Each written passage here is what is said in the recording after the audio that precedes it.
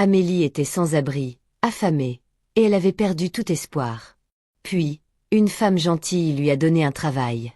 Et sa vie a commencé à changer. Mais tout le monde n'était pas content. Des mensonges ont été racontés. Un piège a été tendu. Et bientôt, Amélie a tout perdu. Se relèvera-t-elle? Ou est-ce vraiment la fin pour elle?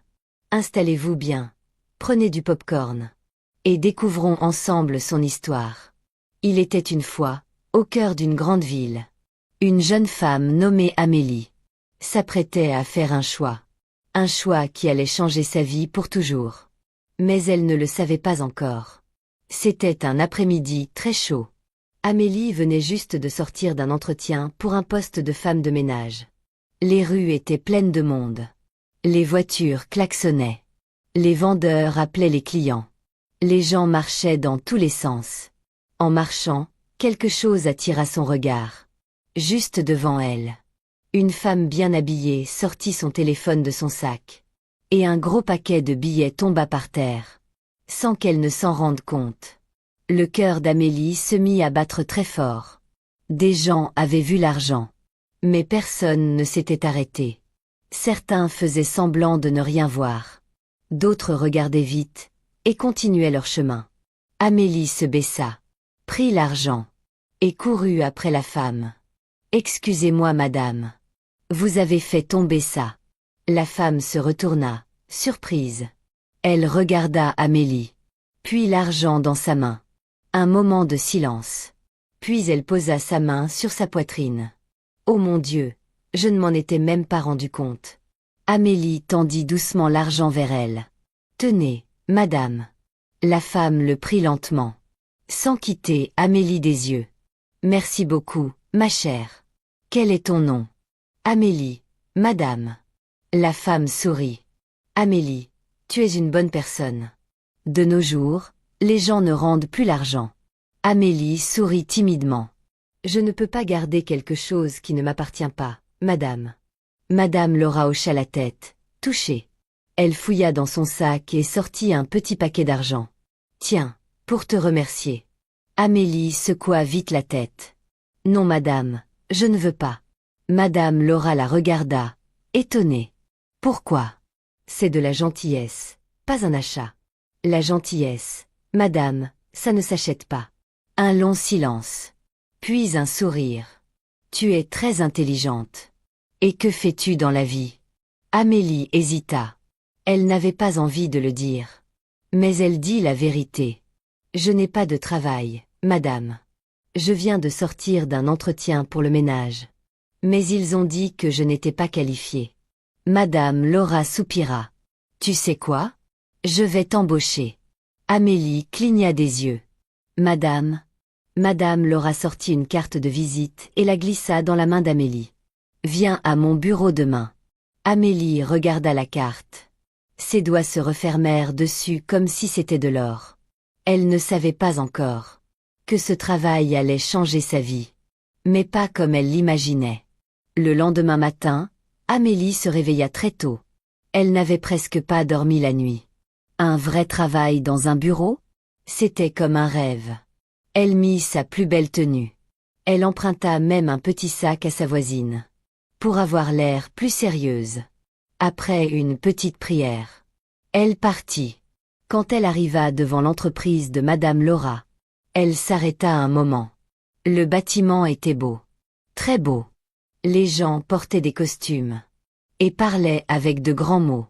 Amélie avala sa salive. « Seigneur, s'il te plaît, ne me laisse pas me ridiculiser aujourd'hui. » Elle entra et marcha jusqu'à la réception.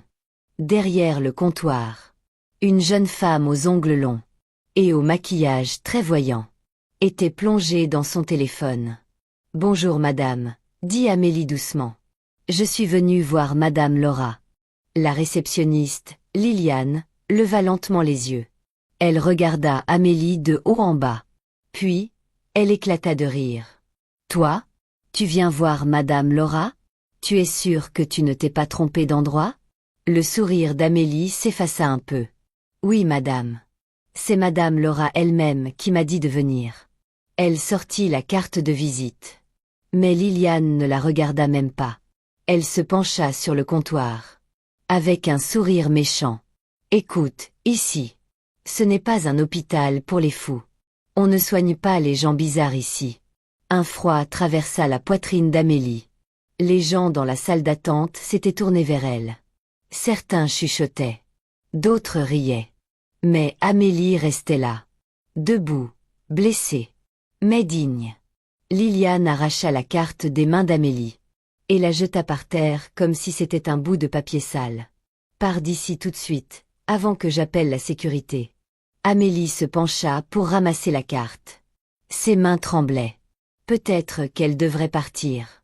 Peut-être qu'elle n'aurait jamais dû venir. Mais soudain, une voix familière et forte l'appela. Amélie. Amélie leva les yeux. Madame Laura était là, à l'entrée, avec un sourire. Amélie se redressa vite. Bonjour madame. Madame Laura s'approcha. Tu es là, j'aime ça. Très ponctuelle. Amélie sourit, soulagée. Mais la bouche de Liliane restait grande ouverte. Madame Laura se tourna vers elle.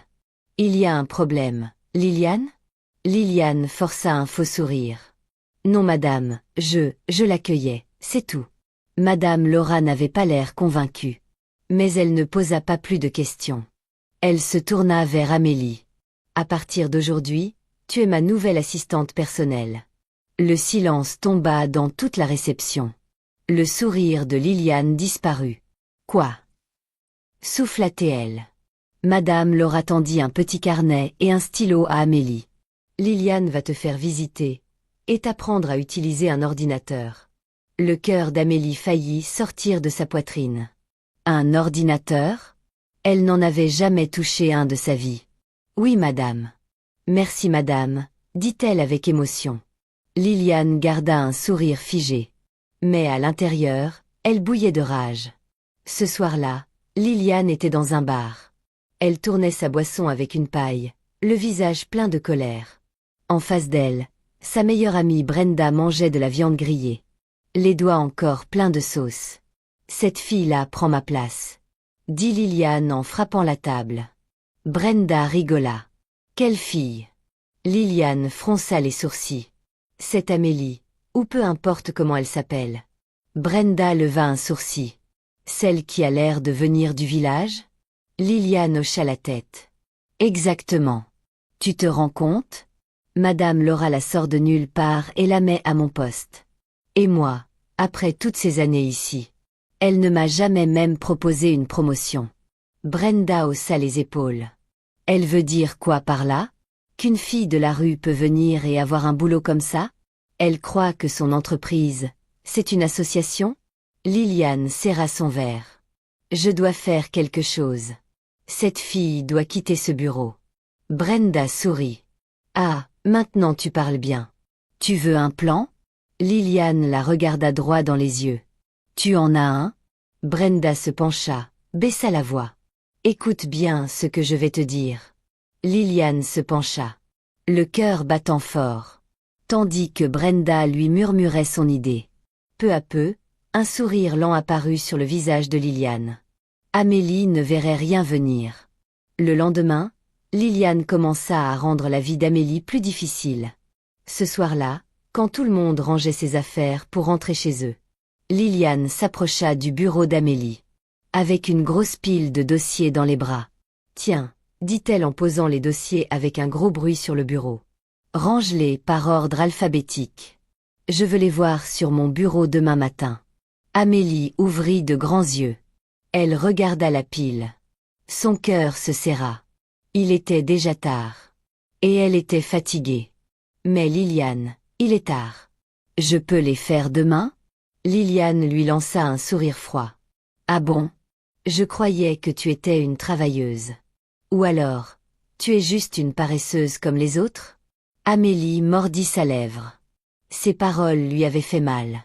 Mais elle ne pouvait pas abandonner maintenant. D'accord, je vais le faire. Elle prit une grande inspiration. Et commença à travailler. Le bureau était silencieux. Mais à chaque dossier qu'elle rangeait, elle sentait le regard de Liliane sur elle. Et au fond d'elle, Amélie savait. Ce n'était que le début. Amélie se souvenait bien de ce que Madame Laura lui avait dit. Ne quitte jamais le bureau sans ma permission. Alors quand Liliane lui demanda d'aller acheter à manger, Amélie hésita. Mais, Madame a dit que je ne dois pas quitter le bureau sans autorisation, dit Amélie, un peu nerveuse. Les yeux de Liliane devinrent froids. Elle se pencha vers elle, la voix sèche et dure. Tu refuses de m'obéir? Amélie sentit sa gorge se nouer. Non, madame, répondit-elle vite, prise au piège. Elle n'avait pas le choix. Le cœur lourd, Amélie sortit du bureau pour aller acheter le repas. Elle n'aimait pas désobéir, mais elle se sentait obligée. Quand elle revint, elle vit Madame Laura l'attendre à la porte. « Où étais-tu » demanda Madame Laura. Elle n'avait pas l'air en colère, mais déçue. Et cette déception fit encore plus mal. Amélie baissa les yeux. Elle regarda Liliane, espérant qu'elle dise la vérité. Mais Liliane resta là, les bras croisés, le regard fier, comme si tout se passait selon son plan. Amélie se sentit toute petite. « Je suis allée acheter à manger pour Liliane, » dit-elle doucement. Madame Laura fronça les sourcils. On voyait clairement qu'elle était déçue. « Ne sors plus jamais sans me le dire, » dit-elle froidement. Amélie hocha vite la tête, honteuse. « Je suis désolée, madame, » murmura-t-elle. Elle espérait que Madame Laura comprenne qu'elle n'avait pas voulu désobéir. Mais Liliane, elle, souriait intérieurement. Son plan marchait à merveille. Tout s'écroula vraiment quand de l'argent disparut du bureau. Ce jour-là, tout semblait normal. Madame Laura venait de recevoir un gros paiement. 16 millions de dollars pour un contrat important. Mais quand elle vérifia son compte, l'argent avait disparu. « Qui a eu accès à mes dossiers ?» cria Madame Laura, en colère. Liliane, qui se tenait près d'elle, vit là une occasion parfaite. Elle tourna la tête vers Brenda, qui observait de loin, et lui murmura « Regarde bien ce que je vais faire. » Puis, sans hésiter, elle pointa Amélie du doigt. « C'est elle !» cria Liliane assez fort pour que tout le monde entende. « C'est elle qui a touché les papiers en dernier. » Madame Laura se tourna brusquement vers Amélie. Son regard était dur. « Tu as volé mon argent ?» demanda-t-elle d'une voix glaciale. Le cœur d'Amélie battait très fort. Elle n'en croyait pas ses oreilles. « Non, madame, jamais je ne ferai ça, » dit-elle d'une voix tremblante. Mais ses mains tremblaient. Le visage de Madame Laura ne montrait aucune émotion. Elle ne clignait même pas des yeux. « Sors d'ici !» cria-t-elle, furieuse. Amélie resta figée. Elle avait l'impression que le sol s'écroulait sous ses pieds. Elle voulait s'expliquer, dire qu'elle était innocente. Mais aucun mot ne sortait. Le bureau semblait étouffant. Les murs se refermaient sur elle. Liliane, elle, la regardait de côté. Un sourire large sur le visage. C'était son moment. Amélie ne savait pas encore ce qui l'attendait. Mais Liliane, oui. Et elle comptait bien faire en sorte qu'Amélie ne reste pas un jour de plus dans ce bureau. Amélie recula, les larmes aux yeux, le cœur lourd de peur et d'injustice. Elle venait à peine de commencer ce travail. Et tout s'effondrait déjà. Elle tomba à genoux. « S'il vous plaît, madame, je vous jure que je n'ai rien volé. » Sa voix se brisa. Mais le visage de Madame Laura restait dur, comme une pierre. Liliane croisa les bras, comme si elle regardait un film intéressant. Madame Laura dit, d'une voix ferme. « Sors, ou j'appelle la sécurité. » Le cœur d'Amélie se brisa. Comment était-ce possible? Hier encore, elle avait une chance de changer de vie. Aujourd'hui, on la mettait dehors comme une voleuse. Tout le monde dans le bureau regardait. Mais personne ne parlait. Personne ne voulait s'opposer à Madame Laura. Personne ne voulait défendre une fille accusée d'avoir volé des millions. Amélie se leva doucement. Elle s'essuya le visage avec sa manche. Même si les larmes coulaient toujours. Elle se tourna vers Liliane. Et le sourire sur son visage lui fit comprendre une chose. Tout était un piège. Amélie sortit du bureau en pleurant. Le cœur brisé. La nuit arriva. Elle n'avait nulle part où aller. Elle marcha dans les rues d'Abuja. Fatiguée, affamée. Le monde semblait immense. Et elle, toute petite. Elle trouva un petit coin entre deux étals. Le sol était dur. L'air froid. Mais elle n'avait pas le choix. Elle s'assit, serrant ses genoux contre elle. Pendant ce temps, au bureau, Liliane et Brenda riaient ensemble. Elles se tapèrent dans la main. Enfin, elle est partie, dit Brenda en riant. Liliane sourit. Elle croyait être maligne, qu'elle retourne mendier dans la rue. Mais ce qu'elles ignoraient, c'est que le destin avait d'autres plans. 2 semaines passèrent. Tout le monde avait oublié Amélie. Liliane se promenait comme une reine, fière de sa victoire. Puis un jour, le téléphone de Madame Laura sonna. Allô, Madame. Ici la banque. Nous avons trouvé ce qui s'est passé avec l'argent. Madame Laura se redressa. Oui. Vous l'avez retrouvé? Les mots suivant la glacèrent. Votre compte a été piraté.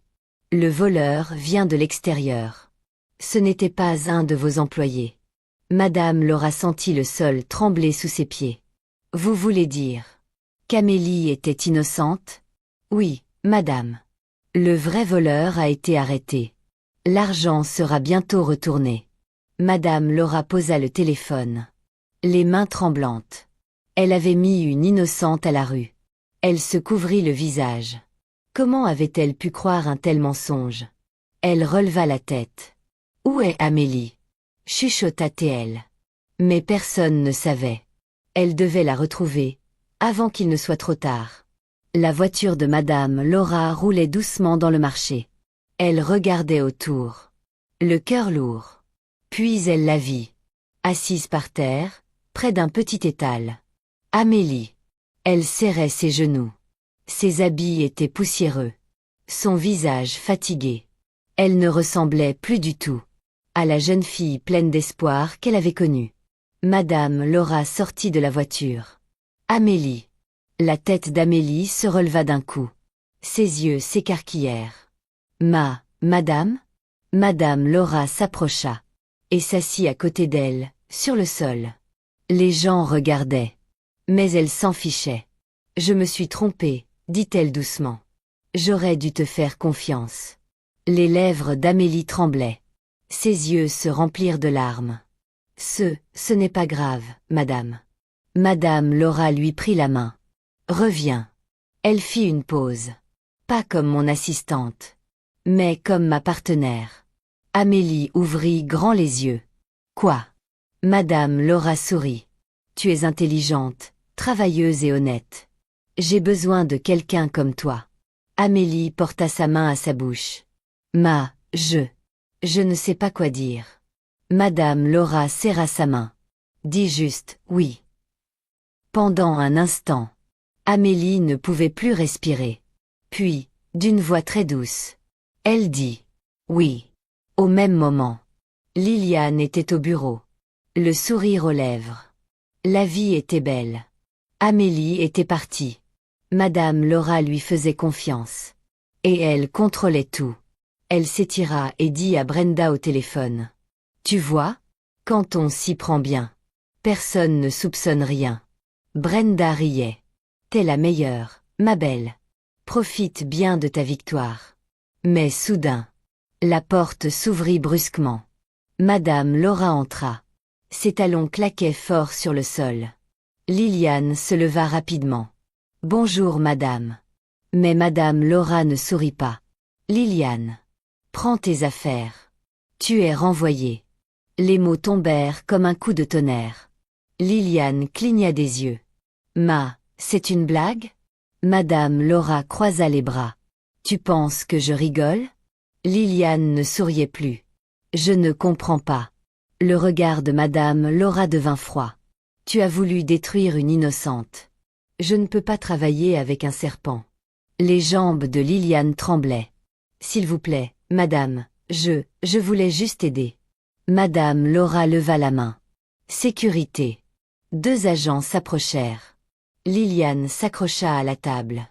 S'il vous plaît, j'ai nulle part où aller. Mais Madame Laura tourna le dos. Emmenez-la. Les agents lui prirent les bras. Non. Madame Laura, je vous en supplie.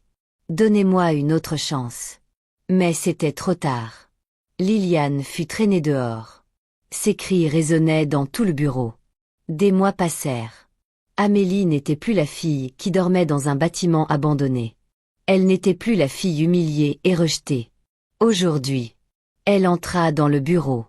En costume élégant. Ses pas étaient sûrs. Sa tête haute.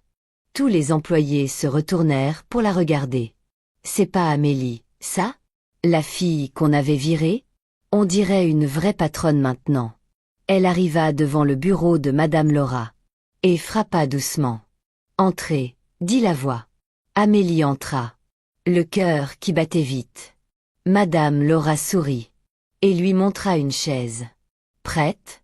Amélie prit une grande inspiration. Oui, madame. Madame Laura lui tendit un dossier. Très bien. Parce qu'aujourd'hui, tu signes. Comme copropriétaire de cette entreprise. Les mains d'Amélie tremblaient en prenant le stylo. Ses yeux se remplirent de larmes.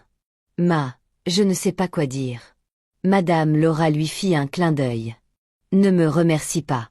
Promets-moi juste d'aider les autres. Amélie sourit. Le cœur plein. Je le promets. Et d'un seul coup de stylo.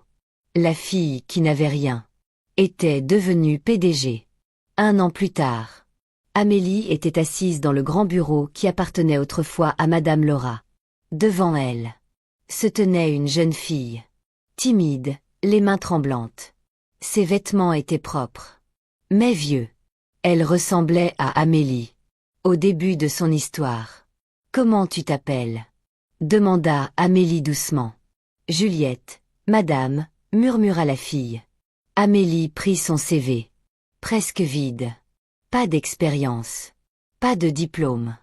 Pourquoi je devrais t'embaucher, Juliette? La fille inspira fort. Je travaillerai très dur, madame. Donnez-moi juste une chance. Amélie se pencha en arrière. Et sourit. Tu es engagée. Les yeux de Juliette s'agrandirent. Vraiment? Amélie hocha la tête. Quelqu'un m'a donné une chance, un jour. C'est à moi maintenant de faire pareil. Juliette se couvrit la bouche. Les larmes aux yeux. Merci, madame, merci. Amélie la regarda essuyer ses larmes. Et elle sut qu'elle avait fait le bon choix. Parce que la chaîne de bonté devait continuer. Que as-tu appris de cette histoire? Dis-le-moi en commentaire. Ton avis pourrait inspirer quelqu'un à ne pas abandonner. Et devine quoi? Une nouvelle histoire encore plus incroyable arrive ce soir. Alors abonne-toi à notre chaîne. Et active la cloche de notification. Pour être le premier à la découvrir. Si tu as aimé cette histoire, aime la vidéo. Et partage-la avec tes amis. Tu regardes cette vidéo depuis quel pays? Écris-le en commentaire.